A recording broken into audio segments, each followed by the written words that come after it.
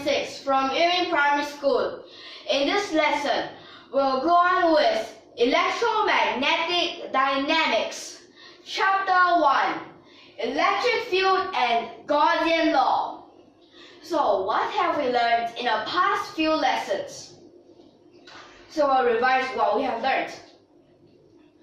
Firstly, one of the very important things, the force. Now this force, if you're saying just in physics, there are many types, and this is actually general if you just say it is in physics, because there's many different types of forces that can be represented with this. But if you say in electromagnetic dynamics and you want it to be the Coulomb force. Now Coulomb force, this is specific. It's telling you which type of force it is. Then after you know which type of force it is, this Coulomb force, you could find out what this is using this formula. And this is a 1 over 4 pi epsilon naught. There you have the times Q1, Q2 over R squared. So this is that force. Then we'll also have to think of this force. We know this force, but what others? We also have learned about the electrostatic field strength. This we call it electrostatic field strength. How about this? That we can call it the electrostatic force. Okay, now this can be called a Coulomb force. Then this we can call it the Coulomb field strength. So I just write this down, the Coulomb field strength.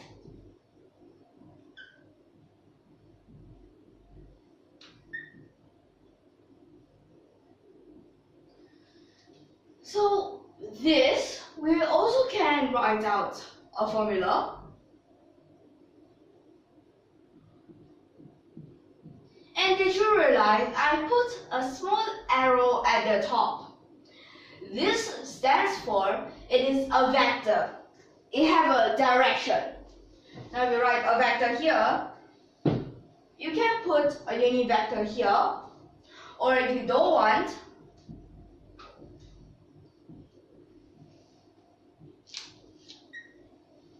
you can just put it like this. Same goes for the above. These two things, is there some sort of relationship between them? Well, there is some sort of relationship. It is F to E. Right now, I won't tell you their relationship first.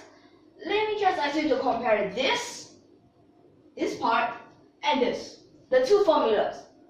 What can you find? Well, of course, you're able to find it. This is just 1Q. You have two of them here. So that means this E would be equal to the F over this Q. Now, why not use a different Q here? This part, it can be any two of the charge. But for this field strength, of course you're saying about the source charge. A source charge. Now this is like two charge, then this for only one charge. That is why you only see one of the Q here. Okay, so this is the definition. This definition. We also have special definitions, general definitions. Now what type of definition this is? So for this definition, it is a general definition. Now why we call it a general definition? Well, it's because usually for these we just say about the ideal model. Now what is an ideal model? An ideal model is saying about a particle, a point, no size, but it have a charge. Well, in real life this doesn't exist. but we just imagine that something like this exists. So that ideal model. Now, what's so special about this definition? Well, this definition can also be used in our real life. That means charged objects, charged particles, both of them can. That means we can use this for all of those charged things, including objects, particles. Okay, so that is why we call this definition a general definition. Now, what if I say, if I put F over M, well, these are different things. These are different things. Different denominators, they change this F. In this case, Coulomb force. But if you over this mass, then it is there. Then what comes out would be the gravitational field strength. F would be the gravitational force, like this. Okay, so these all the others, we don't learn them right now. F over Q. You can say it is general or specific. If you say specific, that means it is only for this electromagnetic dynamics. But if you say it is general, then that means it is electromagnetic dynamics inside. Well, for these, what if I say, I don't want so long name, Coulomb field strength, electromagnetic field strength, then I can say it's a specific force. We can call it that. But if you want to call it with that name, you have to be really careful. Coulomb force, specific Coulomb force. Okay, so it's just that one word difference. Now, what others can you relate this to? Well, for these others, well, we have learned about work done.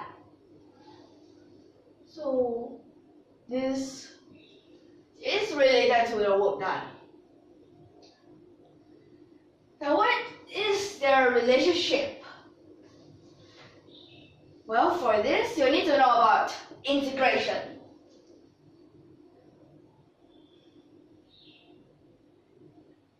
So this work done is along this path, F vector dot dr vector. Now, what is their dot? And you might ask, vector, vector, how do you get a scalar? This question is because it is a dot product. And that answers both of these questions. This dot stands for the dot product. Two vectors, dot product, scalar. Like that. So this is the relationship. Now, what others have we learned? Well, of course, we also have the V. So this is the work done. Now let's look at V. What is it? Now this V, we have these two directions from E to V and back. So E to V, something like this, integration. Also using a dot product.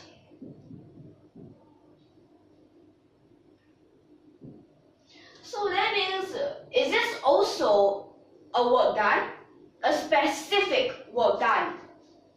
Yes, this is a specific work done. Then what if I say go back? This is what we'll be mainly focusing on for this lesson, the gradient.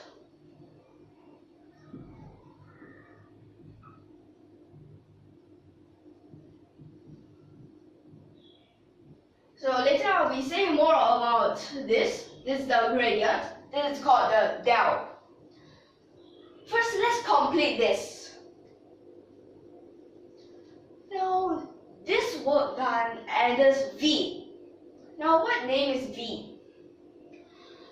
V, we can call it electric potential. Is it?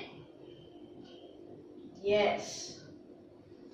So this electric potential, V, that is equal to 1 over 4 pi epsilon naught.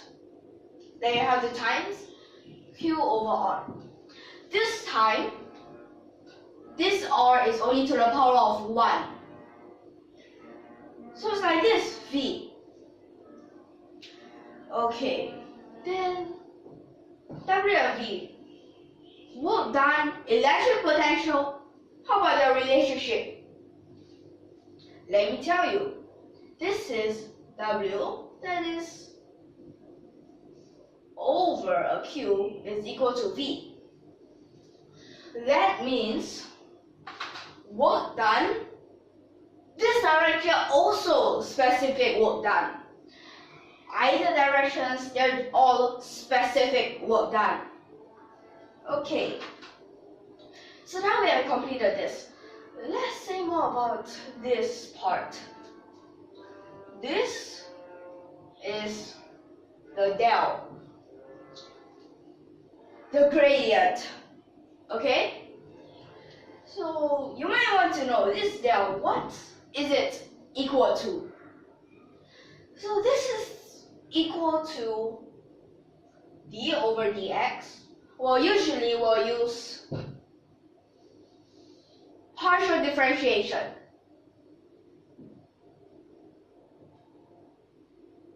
Then here we have the I vector.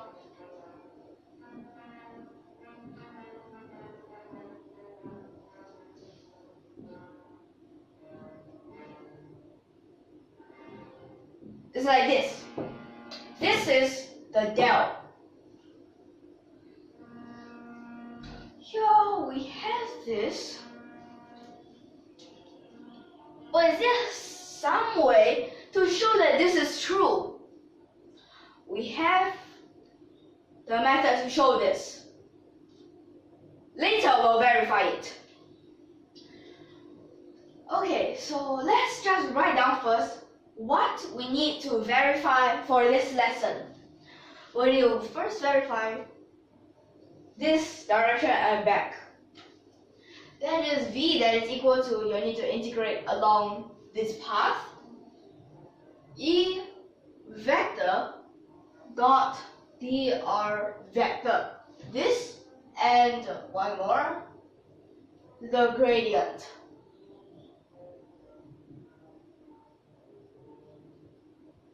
Like this. So what are we going to use to verify this? And did you realize, for those who have done a lot of these electric questions, you realize they're mainly saying about E and V. These two are the most important things that are asked. As for these two, you can go and find those ideal models. Because mainly for this, we'll have ideal models. Okay. Sometimes they might ask you to find electric potential first, sometimes Coulomb field strength first. But either ways, you can use their conversion to find each other.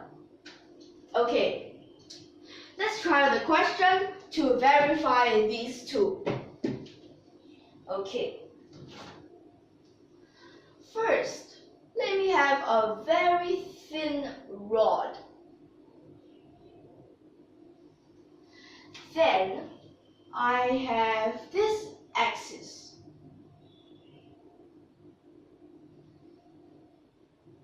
This x-axis.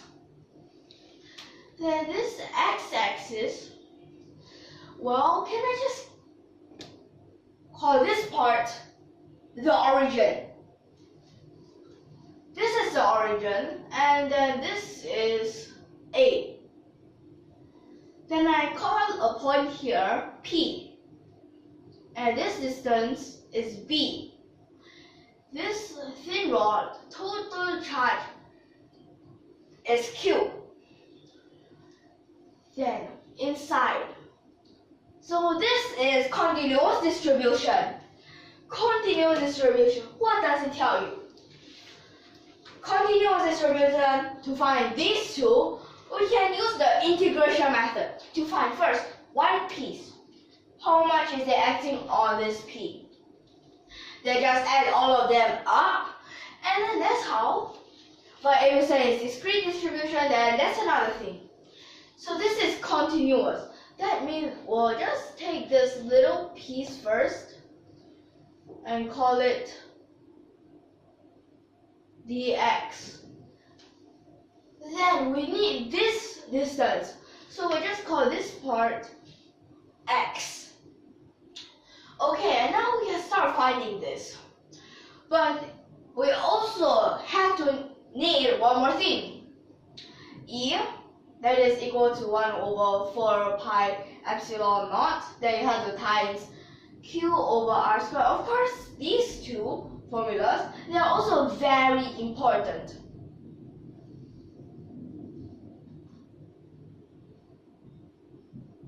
Like this. Okay, so right now we can start with these questions. This example. Mainly to verify these two. Okay, get started. Let's look at this. We want to find the EP and also VP. What are these two? What are they? So after finding their, let me tell you, how does this go? After you find their value, they can try to convert each other using those they have written. So let's try our normal method that we use to find E and V. So E, we have that formula there. We can still use it. So first, let's try to find a little bit of it, like this. Then, how much this is? 1 over 4 pi epsilon naught stays there as a constant. Then this Q, any changes? There is a change, because Q, that is a total charge.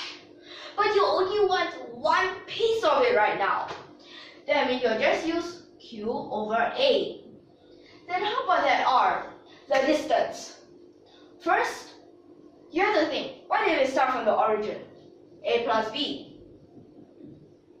Then what if we start somewhere in the middle there, on the rod? Then you just have to minus an x. Like this. Then dx. Like this. Is it all right so far? Okay, so next, it's just about the integration. At this part, EP is equal to, let's see, constant comes out. How about Q over A? Is it also a constant? Yes, it is also a constant. There, Q over A. Then how about A plus B minus X? Well, you'll have to stay inside there. And also, you have to square them, as said in the formula. So that means it's like this, but this problem now came. This problem, what is its boundaries? So you can start from the origin, yes. That means you're starting from the origin, but end where? A plus B? No. It will have to be within this rod. That means maximum you can go to A. So your boundary is from 0 to A. Now just some integration.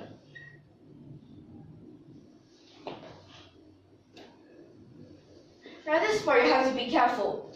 Firstly, -2, this power, have one negative outside. Then negative x, another negative. So just positive. We don't even care about that.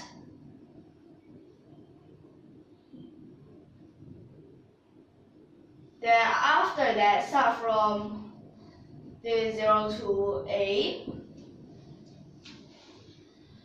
So this a first. Q over 4a epsilon, this 4a pi epsilon naught, then times, we'll just bracket this out. Firstly is a 1 over b, then you have to minus. So you start in a 0. There will be a 1 over a plus b, like this. Q over 4a pi epsilon naught. There's the times. So below here, common denominator, b bracket a plus b. Then numerator, a plus b minus b, it's an a. Okay. Then at last, what would you get? So a and a simplified. So it's a q over 4b pi a plus b, like this. Then this is for e, so we found for e. Then next is to find for v. So this v, similar method, just find one part of it first.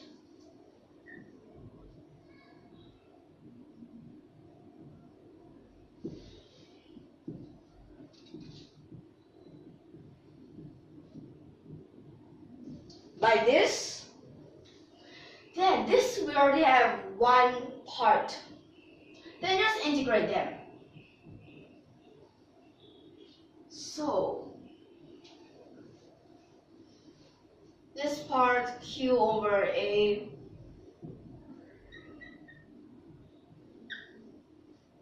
so you will need to integrate similar 0 to a.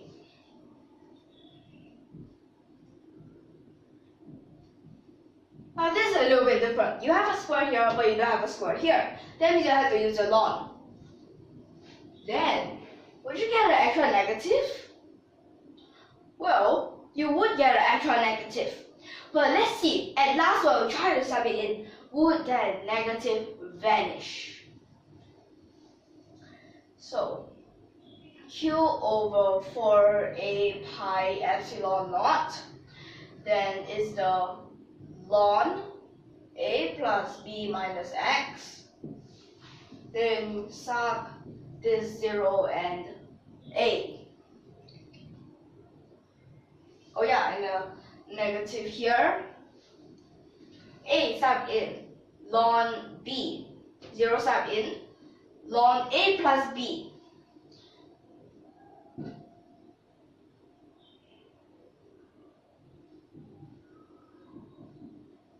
Does this look familiar? This minus? Well, we can have a ln division. That means we can change this into b over a plus b, like this. Then this negative comes in handy now. Would we want this as a denominator? Maybe not. Negative, when you put it inside, reciprocal. That means what you'll get, let me write this in front part first. When you reciprocal, it will become a plus b, then you over a b, and then it would be equal to, so inside there we can try to separate, like this. We get this. Now, we have found e and v, but that is not our main purpose.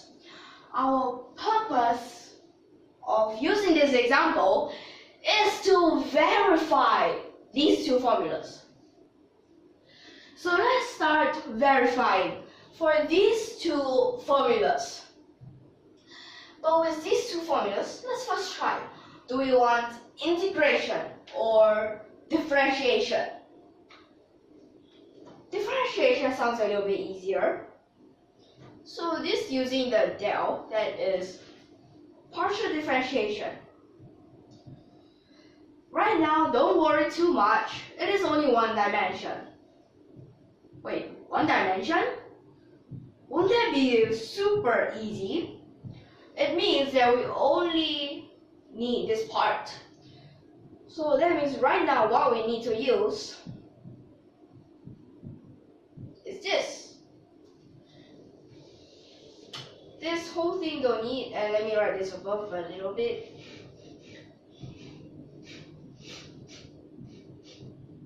Like this. So then another problem comes. A and B. B, it is actually changeable. You can select the point anywhere. Yeah, it's possible. You can select the point anywhere. So maybe let's change that B a little bit. The B, I mean. So this is still our thin rod. This is the x-axis. This is the origin. This is A. Here's a point P. Here is B. This is still Q. Not changing the question, but this is working. Its method will be a little bit different. Well, now let this whole thing be an X. Then inside this part is still a dx. So for this, we have this X up there. That means B is a X minus A. Let's just change the B only. Okay. So that means this is finding for E. And this is a negative, then differentiation.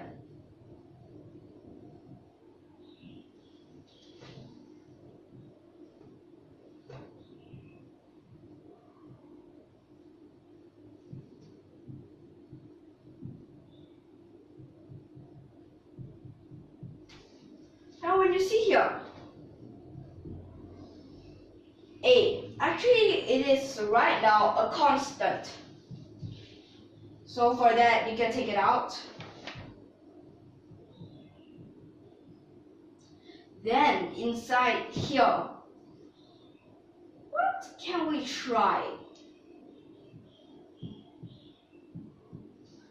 Maybe common denominator and separating it.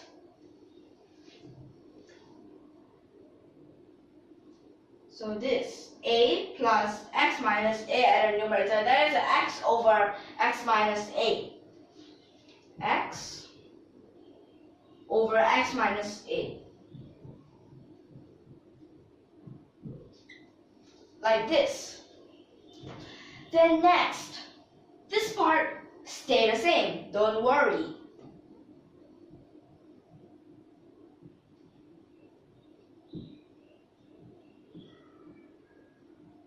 Then how about inside here? So for this differentiation, can we start differentiating it? Well, possibly. So there is this part 1 over X minus this part 1 over X minus A. Then change it back. Negative Q over 4A pi epsilon naught. 1 over A plus B minus 1 over A. Like this, use a negative. Wait, later. First combine these two. Negative B over A times A plus B. Wait, this is actual A. Let me see.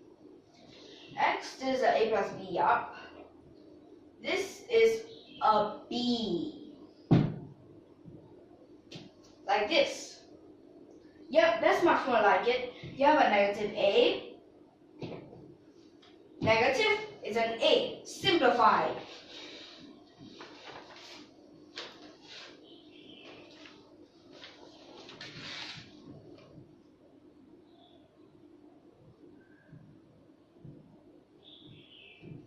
So, and I just still get like this.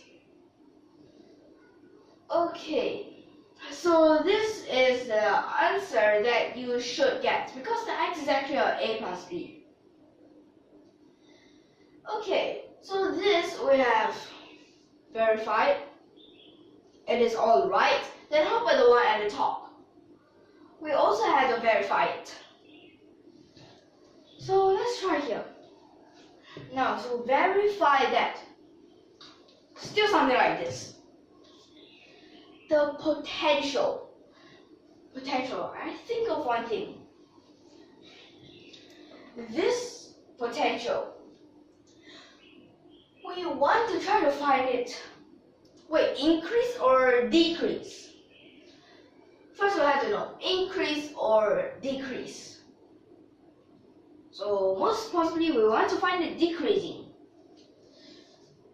Decreasing, first here, minus all the way. Okay, like that. So with that help, we're actually able to find its range, its boundaries. So V, what would this be equal to? So this would integrate from, let's see, we want the point at P, a plus b here, all the way to infinity. We'll just use this. E q over 4b pi bracket a plus b epsilon naught. But then it's a dx. So we'll have to change these two again. Okay. So let's change. Okay, we'll still use this. So b, it will become x minus a. Then a plus b, it will become an x. Then still have the pi, like this. And now, then we can integrate. Constants, take them out first. We don't want them to just mess up our stats. Like this. Then 1 over x. X minus a. What do you know about this? Can we just try to separate them? We can try to separate them. X minus, wait, maybe like this. Now we'll have an a, actual a up there. Easy, times the actual 1 over a. Like this. A out here. 1 over x minus a minus a 1 over x. Like this. Then ln. If you want to know the full name of ln, it's called a natural logarithm. Because in differential equation we realize natural logarithm, natural. That means we can use it in our daily lives. Okay, ln and ln, now I got that. Q over 4 pi epsilon naught, and then this a here, times ln minus divide x over a over x. There you have to start from a plus b all the way to infinity. Now, if you start in infinity, what will happen? Well, the thing that will happen is that it becomes 0. Then, after that, you minus. Minus will be actually negative. But inside, all right. Inside will be a b over a plus b. So let me tell you more, when you start in an infinity, it will just become something like, when you use the limit, it will become a 1 and then long 1 is a 0. This part right now we need. So, with this, Negative, can we just put it into the ln? Yes, we can.